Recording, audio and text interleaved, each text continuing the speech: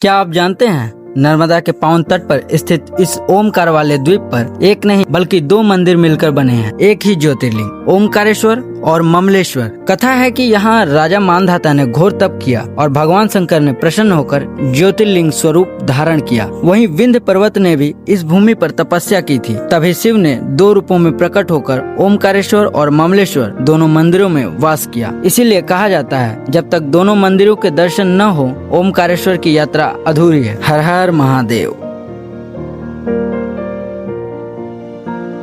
नमः शिवाय मित्रों, आज मेरी यात्रा प्रारंभ हो रही है भारत की सबसे स्वच्छ नगरी इंदौर से। सुबह की पहली चाय की चुस्की के साथ मन में केवल एक ही मंत्र गूंज रहा है, ओम त्र्यंबकम यजामहे सुगंधिम पुष्टि वर्धनम। सुबह सुबह गर्मा गर्म चाय पीने के बाद मैं निकल पड़ा इंदौर बस स्टैंड की ओर। यहाँ से ओमकारेश्वर के लिए नियमित बसें मिलती हैं। इंदौर से ओमकारेश्वर की दूरी लगभग 80 किलोमीटर है। बस का किराया साधारण सीट के लिए करीब 150 से 200 रुपए तक लगता है। हमारी बस आ चुकी है, मैं अपनी सीट ग्रहण करूंगा। आप सभी देख सकते हो फिलहाल पूरी बस खाली है। बस अभी थोड़ा समय लगेगा यहाँ से निकलने में क्योंकि पूरी बस खाली है। फिलहाल तो मैं अकेला सवारी हूँ तो मेरे तो जाएगा नहीं। तो चलिए मिलते हैं और आगे की यात्रा आप सभी को दिखाते हैं।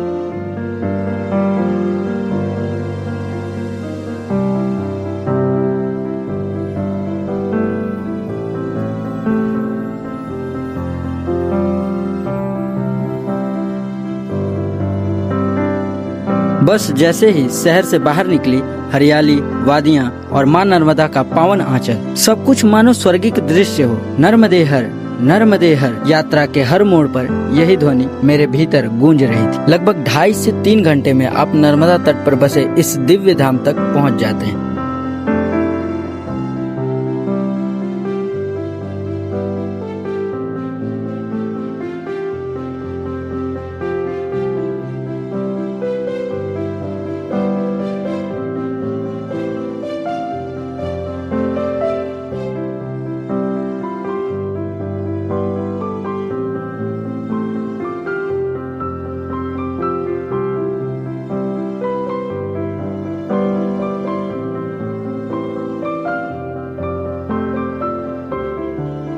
यात्रा की थकान मिटाने के लिए वहीं पर एक छोटा सा कमरा लिया जिसका किराया था 700 रुपए और फिर सीधे निकल पड़ा उस धाम की ओर जहां नर्मदा के मध्य प्रवाहित द्वीप पर विराजमान है भगवान शिव, भगवान ओमकारेश्वर। दोस्तों, यह नर्मदा नदी की वह धारा है जो सदियों से बह रही है, गवाह बनी है राजा महाराजाओं की कहानियों की और साधुओं के साधना की। 12 ज्योतिर्लिंगों में से एक ओमकारेश्वर ज्योतिर्लिंग। ओमकारेश्वर ज्योतिर्लिंग का दर्शन तभी संपन्न माना जाता है जब ममलेश्वर महादेव मंदिर जो कि ज्योतिर्लिंग है और ओमकारेश्वर मंदिर का दर्शन करते हैं। ये दोनों मंदिर भाई भाई माने जाते हैं, बाबा ओम के रूप में यहाँ पे विराजमान है। तो यहाँ से पुल पार करने के पश्चात वहाँ पे श्रद्धालु उस छोर से वहाँ से लाइन लगा के एक लंबी कतार में लगने के बाद बाबा का दर्शन पाते हैं। इंदौर फिलहाल मैं हूँ। विष्णु मंदिर यहाँ की भी एक काफी रोचक कहानी है, इसके बारे में मैं आपको आगे वीडियो में बताऊंगा।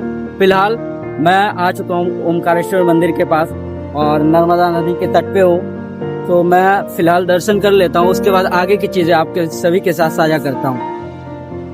ज्योतिर्लिंग के पास ही स्थित है विष्णु मंदिर। कहा जाता है कि यहाँ भगवान विष्णु ने तपस्या की थी। इतिहास गवाह है कि नर्मदा तट हमेशा से देव ऋषियों का साधना स्थल रहा है। इस धाम की सबसे अद्भुत बात यह है कि यहाँ 2 ज्योतिर्लिंग के दर्शन होते हैं, ममलेश्वर और ओमकारेश्वर ज्योतिर्लिंग मंदिर। यानी यहाँ एक ही स्थल पर द्विगुणित पुण्य की प्राप्ति। सबसे पहले मैंने ममलेश्वर ज्योतिर्लिंग के दर्शन किए। कहा जाता है कि यहाँ के बिना ओमकारेश्वर के दर्शन अधूरे माने जाते हैं। शिव यहाँ अमलेश्वर रूप में भक्तों को आशीर्वाद देते हैं। ममलेश्वर मंदिर के दर्शन के बाद मैंने कदम बढ़ाया झूला पुल की ओर। नर्मदा जी के ऊपर लहरों पर झूलता यह पुल, हर कदम पर हल्की सी कंपन, मानो कोई कह रहा हो, यात्री तू जिस धाम की ओर जा रहा है वह साधारण नहीं, दिव्य है। पुल पार करते ही सामने दिखा ओमकारेश्वर मंदिर। भीड़ अपार थी और मैं भी भक्तों की लगभग 2 घंटे की लंबी प्रतीक्षा, घंटियों की ध्वनि, मंत्रोच्चार और जयकारों के बीच आखिरकार वो क्षण आया जब मैं गर्भगृह में पहुंचा। फूलों से सजी अलंकृत सजावट, दीपों की ज्योति और धूप की सुगंध ने पूरा वातावरण स्वर्गिक बना दिया। और फिर ओमकारेश्वर महादेव के दिव्य शिवलिंग के दर्शन, उस पर लगा मानो भीतर की सारी थकान, सारे विचार, सब कुछ शून्य हो गया हो। सिर्फ शांति, सिर्फ ऊर्जा, सिर्फ शिव। सत्यम शिवम सुंदरम। दर्शन के बाद जो अनुभूति मिली वह शब्दों में नहीं बांधी जा सकती। वो अनुभव आत्मा का था और आत्मा ही तो शिव है। यहीं पर मिलता है दर्शन, अनुभव और परमानंद। कहा गया है, दारिद्र्य दुख भय शोकत पात्र नाशम कृत्वा नमः शिव मिहाप्त महेश्वरस्य। यानी यहाँ का एक दर्शन ही समस्त दुखों को हर लेता है।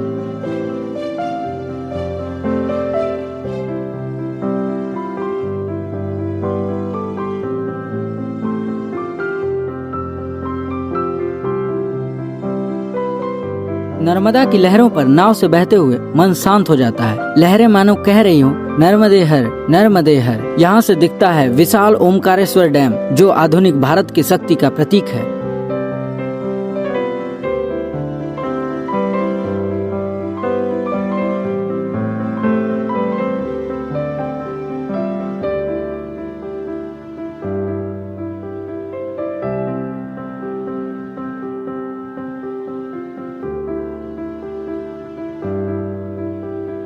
वाला घाट नागर घाट है।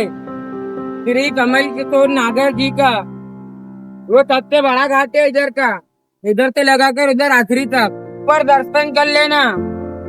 श्री आदिगुरु शंकराचार्य जी है। 108 फुट ऊंचे वो अष्ट धातु के बने हुए हैं। वो देखो पहाड़ी के ऊपर।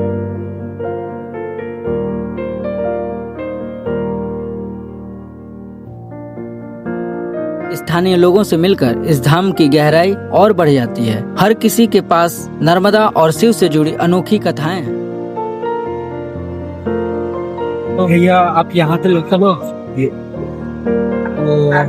ओमकारेश्वर इसका क्या रहस्य है? मतलब हर ज्योतिर्लिंग सिर्फ एक ज्योतिर्लिंग मंदिर है और यहाँ पे दो ज्योतिर्लिंग, एक मंडलेश्वर ज्योतिर्लिंग और दूसरा है आपका ओमकारेश्वर। तो आप इसके बारे में हमें कुछ बताना चाहेंगे और हमारे दर्शकों को? इतना पता हमको भी ज्यादा तो नहीं, बचपना है हुआ, लेकिन इतना पता है ओंकारेश्वर और ममलेश्वर दोनों भाई बहन है। दोनों को मिला के ज्योतिर्लिंग माना है।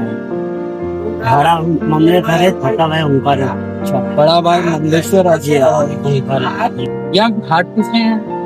घाट तो हाँ 7-8 घाट होंगे। एक चकरती घाट, कौर्तिक घाट, गौमुख घाट, करमपुरी घाट, नागर घाट, पिछले घाट, ओंकार मठ घाट, संगम घाट और यहाँ घाट।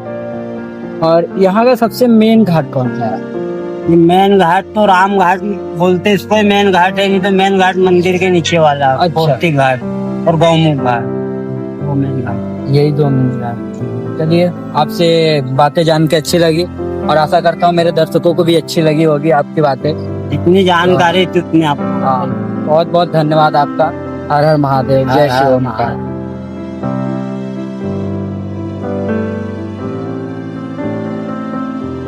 दोस्तों, आदिगुरु शंकराचार्य जी की प्रतिमा की चढ़ाई एकदम खड़ी चढ़ाई है। हालत एकदम बुरा हो चुका है और आप यहाँ से देख सकते हो कैसा चढ़ाई है। ये देखो, ये मैं खड़ी चढ़ाई चढ़ के आया हूँ। अभी थोड़ा और रह गया है। हाँ, नज़ारे तो अच्छे दिख रहे हैं यहाँ से। देखो, थोड़ा और रह गया।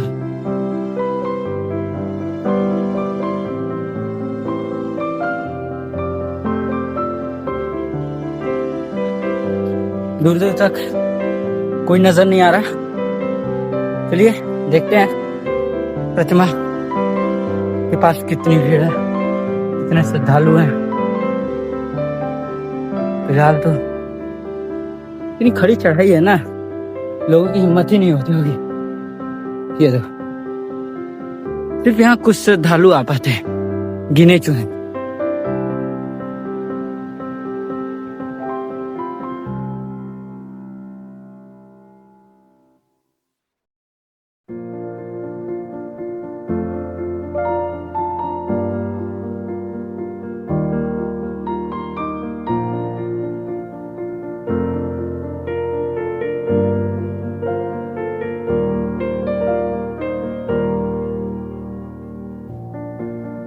मानधाता द्वीप की चोटी पर विराजमान है आदि शंकराचार्य की अष्टधातु प्रतिमा। यही वो स्थान है जहां बालक शंकर ने संन्यास लेकर अद्वैत वेदांत की ज्योति जगाई थी। सचमुच यह स्थल केवल दर्शन का नहीं बल्कि ज्ञान का भी केंद्र है। और अब बारी आई पेट पूजा की।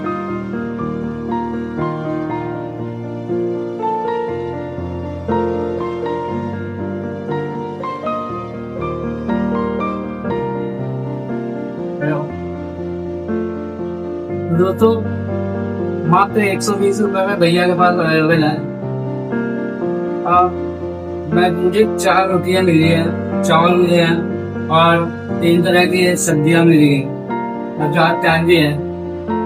शाम को जब सूर्यास्त की लालिमा नर्मदा पर बिखरती है तो लगता है जैसे स्वयं भगवान शिव तांडव कर रहे हो। मन में बस यही गूंजता है, ओम त्र्यंबकम यजामहे सुगंधिम पुष्टि वर्धनम उर्वारुकमे बंधना मृत्यु मोक्षी मामृतात्। यात्रा पूरी हुई पर मन अब भी यहीं अटका है। ओमकारेश्वर केवल एक धाम नहीं, यह आस्था, शांति और शिवत्व का अनुभव है। अगर आप भी यहाँ आओगे तो शायद यही कहोगे, महादेव केवल पूजे नहीं जाते, उन्हें जिया जाता है। मित्रों, मेरी ओमकारेश्वर यात्रा यहीं पूर्ण होती है। अगर आपको यह यात्रा पसंद आई हो तो वीडियो को लाइक, सब्सक्राइब और शेयर जरूर करें, क्योंकि अगली यात्रा में मैं फिर आपको लेकर चलूंगा एक और दिव्य धाम की ओर। तो आइए अगली यात्रा में भी मेरे साथ जुड़े। हर हर महादेव, नर्मदे हर।